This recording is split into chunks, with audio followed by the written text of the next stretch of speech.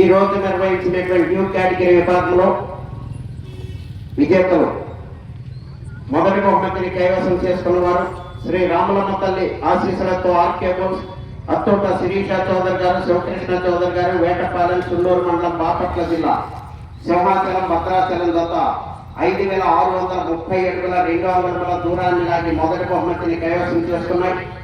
రెండవ బహుమతిని శ్రీ ప్రసన్నాంజనేయ స్వామి ఆశీస్సులతో మంగు రమాదేవి గారు, ఎర్లపాడు మాజీ సర్పంచ్ గారు, ఎర్లపాడు నాదెండ్ల మండలం, పల్నాడు జిల్లా వారి జత 5593 అడుగుల 6 అంగుళముల దూరాన్ని లాగి రెండవ బహుమతిని కైవసం చేసుకున్నాయి.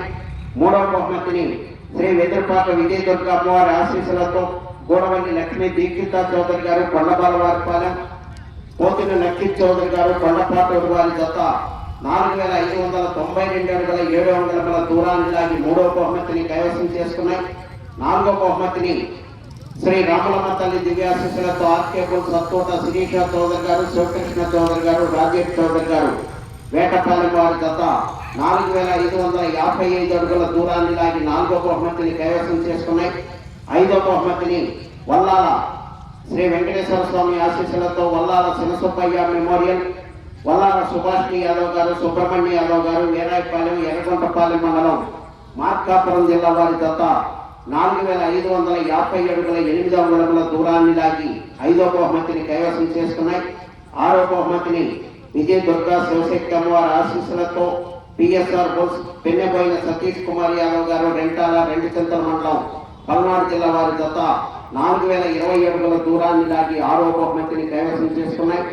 ఏడవ బహుమతిని నీలంపాటి అమ్మవారి ఆశీస్సులతో పులి వెంకటరెడ్డి గారు, మండాది, వెల్దుర్తి మండలం, పల్నాడు జిల్లా వారి జత 3900 అడుగుల దూరాన్ని లాగి ఏడవ బహుమతిని కైవసం చేసుకున్నాయి.